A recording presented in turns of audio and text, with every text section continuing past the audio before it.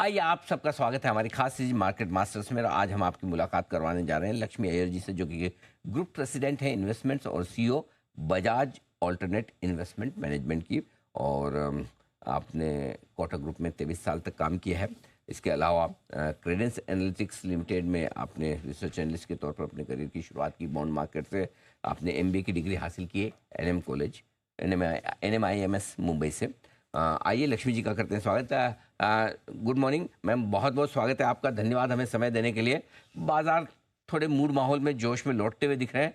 ये बताइए, इस रिकवरी पर, इस तेजी पर कितना भरोसा किया जाए? क्या ये सोचना ठीक है कि जो वर्स्ट इज बिहाइंड अस, जो बुरा समय था पीछे चला गया और अब यहाँ से चीज़ें बेहतर होंगी, बाजार बेहतर होंगे, ऐसा सोचना समझना ठीक है सर?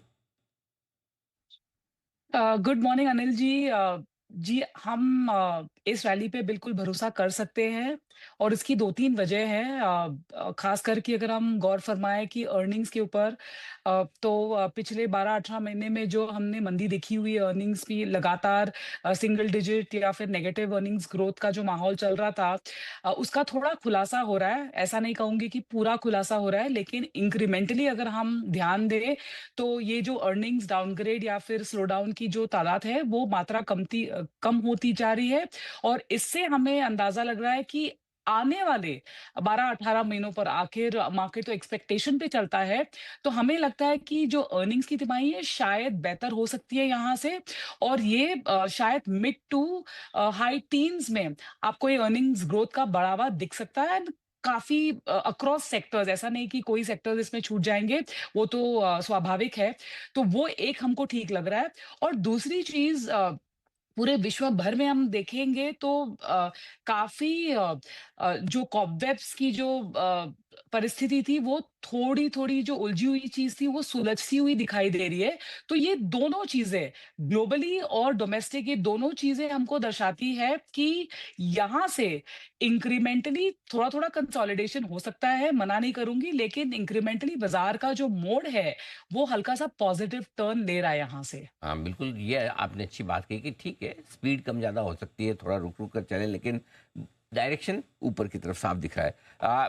इस डायरेक्शन में डेफ़िनेटली हमारे लोकल फंड्स का तो पूरा योगदान है, रिटेल इन्वेस्टर्स का भी है, जिन्होंने अच्छा हो या खराब समय पैसे लगाते रहे। लेकिन अब एफआईज़ फिर से लौटते हुए दिख रहे हैं। क्या समझा जाए? क्या वाक़ई में उनका मूड भारतीय बाज़ारों को लेकर बदल रहा है, या मजबूरी की खरीदारी कि अभी शॉर्ट रहने में समझदारी नहीं है, काटने ही पड़ेंगे, थोड़ा-थोड़ा ले लेते हैं? ऐसा मतलब कॉन्फिडेंस वाली, बिलीफ वाली तेज़ी है क्या? देखिए, साम, दाम, दंड जिस तरह से भी देखें, अगर विदेशी निवेशक वापस आ रहे हैं, तो उनको अतिथि देवो भव हम कह सकते हैं विदाउट अ डाउट। हुँ, पिछले 3 महीनों में अगर आपने देखा होगा तो लगातार सितंबर महीने तक उनकी लगातार बिकवाली चालू थी और अब तो अक्टूबर का महीना ऑलमोस्ट खत्म सा हो चुका है। पर यहाँ पे इनकी खरीदारी का ट्रेंड हमको पॉजिटिव दिख रहा है।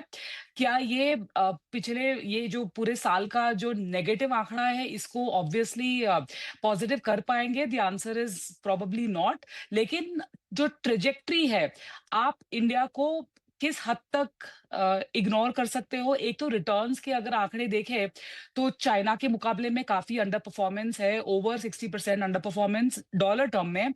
और यूएस के मुकाबले में भी अंडर परफॉर्मेंस काफ़ी भारी मात्रा में है। और इंडिया के जो फंडामेंटल जैसे मैंने आपको बताया, वो खराब नहीं है। और अगर ये दोनों को अगर हम जोड़ दें और अगर थोड़ा-सा भी अंदाज़ा आ जाए कि जो फेड में यूएस में हालाँकि केवल रेट कट का ही नहीं, ये क्वांटिटेटिव टाइटनिंग की जो प्रोसेस, ये जो प्रोसेस जारी था, शायद उसकी भी अगर एंडिंग की अगर कन्वर्सेशन शुरू हो जाए, तो ये सारी चीज़ें विदेशी इन्वेस्टर्स को काफ़ी देर तक इंडिया की तरफ पीठ फैलाए हुए बैठ नहीं सकते। तो इसलिए वो ट्रेंड पॉजिटिव है। और जैसे आपने ऑब्जर्व किया, डोमेस्टिक इन्वेस्टर्स का जो आंकड़ा है वो काफ़ी मजबूत है। हल्का-सा स्लो डाउन है, बट वो तो फेस्टिव रिलेटेड होगा, तो उसमें हम ज़्यादा गौर नहीं फरमाएँगे। तो आई थिंक दोनों चल पड़ा है और आई थिंक इसका जो कूच है, होपफुली अपने को न्यू हाइज़ ब्रीच करा जाएगा। अरे वाह! चलिए, नए हाइज़ की ऊपर जाने की तैयारी बन सकती है। लेकिन एक चीज़ और बताएँ, आपने कहा भी कि ग्लोबली अब ट्रेड डील और एफआईज़ को लेके मूड माहौल जो बदलता हुआ दिख रहा है। ये समझाइए, फिर ऐसे में क्या अब वक़्त आ गया कि उन सेक्टर्स में निवेश किया जाए जो ट्रेड डील से जुड़े हुए हैं जिनमें अभी तक बड़ी पिटाई हुई है और थोड़े से दबे हुए हैं, और इसी वजह से कि भाई पता नहीं ट्रेड डील कब होगी, कैसे होगी, किस प्राइस पर होगी, किस रेट पर होगी, क्या वहां निवेश का मौका बन गया अब? देखिए अनिल जी, अगर इन्वेस्टर के सेंटिमेंट धड़क टू का माहौल है तो विश्व भर में रेट टू का माहौल भी चल रहा है। तो आपको चाइना के अतिरिक्त आपको मलेशिया में क्या हो रहा है और थाईलैंड कंबोडिया के आसियान समिट में क्या हो रहा है, ये सारी चीजें आप टोटली इग्नोर नहीं कर सकते। तो इसीलिए हमारा ये मानना है कि जो इनवर्ड फेसिंग जो सेक्टर्स है, जो कंजम्पशन से उनका बढ़ावा होगा, जो हम काफी टाइम से बोले जा रहे हैं, हालांकि थोड़े महंगे हो गए स्टॉक्स, पर वहां पे भी स्टॉक पिकिंग अपने को बॉटम अप करना ही ज़रूरी है। और जो ट्रेड रिलेटेड है, उसमें थोड़ा-सा और जब खुलासा नहीं आ जाता जब तक, तब तक हमको कॉन्फिडेंस नहीं रहेगा कि वहाँ पे हम ओवरवेट चले जाएँ। हालाँकि थोड़े बहुत स्टॉक लेवल जो काफ़ी पिट चुके हैं, जैसे आपने ऑब्ज़र्व किया, जैसे आईटी सेक्टर में, तो उसमें आप कोई छाँट के आप स्टॉक निकाल सकते हो, लेकिन ओवरऑल सेक्टर पे ओवरवेट जाने का व्यू हमारा अभी भी नहीं है। फिर क्या फिर कौन से सेक्टर्स आपको पसंद है इस वक्त निवेश के लिहाज से? और जनरली हम जब बात करते हैं भी कि हर बार जब तेजी फिर से शुरू होती है, बड़ी बनती है, तो उनमें नए लीडर्स भी आते हैं। आपको लीडरशिप कहाँ दिख रही है? देखिए, बीएफएसआई जो बैंकिंग फाइनेंशियल सेक्टर है, पिछले 1 महीने में भी अगर आप देखोगे तो काफ़ी हद तक जो मिड मार्केट एनबीएफसी या फिर बैंकिंग सेगमेंट्स में काफ़ी विदेशी का पैसा भी लगा है। 1 महीने में 3 बड़े-बड़े डील्स हुए हैं, आपने भी गौर फरमाया होगा। तो ये सेक्टर आपको हमको अभी भी ठीक लगता है। यहाँ पे जो ब्याज दरें जो घटी हुई है, जो 100 बेसिस पॉइंट का हमको अब तक फ़ायदा हो रहा है, और शायद आने वाले कुछ महीनों में 1 आध 2 रेट कट और हम देख सकते हैं। तो वहाँ पे बीएफएसआई का एक काफ़ी हद तक स्पेस रहेगा। वहाँ पे कैपिटल मार्केट से जुड़ी हुई जो कंपनीज़ हैं, उनको शायद ज़्यादा लाभ हो सकता है। और जैसे हमने बताया कि इनवर्ड फेसिंग जो कंज्यूमर ड्यूरेबल्स है, वहाँ पे हमको थोड़ा बहुत मजबूती दिख रहा है।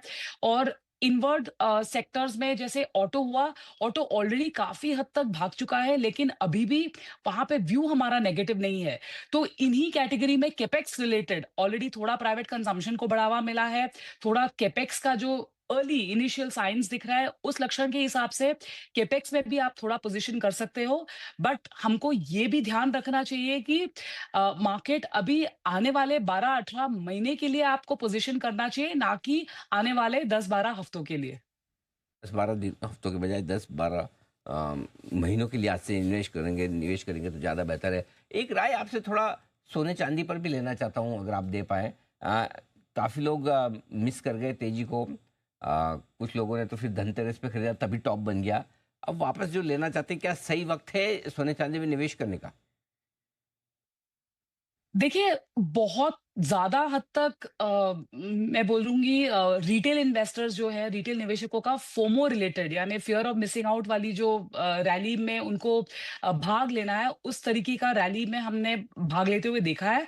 लेकिन हालाँकि ये भी बहुत ज़रूरी है जानने के लिए कि जो इन्वेस्टमेंट डिमांड है apart from central bank buying, वो जेन्युइनली बढ़ रहा है। तो यहाँ से जैसे गोल्ड में हमने देखा ऑलमोस्ट 4350 डॉलर्स एन आउंस से अभी लगभग 4100 के आसपास ट्रेड हो रहा है। और सिल्वर भी 52-53 जाकर ऑलरेडी 50 के नीचे आ चुका है। तो यहाँ से हमें लगता है और 5-7 टका अगर और करेक्शन हो जाए, तो एक मजबूत केस बनेगा ओनरशिप का। तो रिटेल निवेशकों को यही हमारी सलाह है कि जैसे-जैसे बाज़ार में करेक्शन होता हुआ दिख रहा है, वहाँ पे आप ऐड करते जाइए, क्योंकि काफ़ी हद तक जो फ्रॉथ है, वो धीमे-धीमे से निकल रहा है, हालाँकि ओवरनाइट नहीं निकल सकता है। तो बाय द डिप्स, और ये आप सिर्फ़ आपके पोर्टफोलियो के पिछले हिस्से में, जैसे टेल एंडेड एलोकेशन में ही रखिएगा। और जो प्रॉफिट्स आपने कमा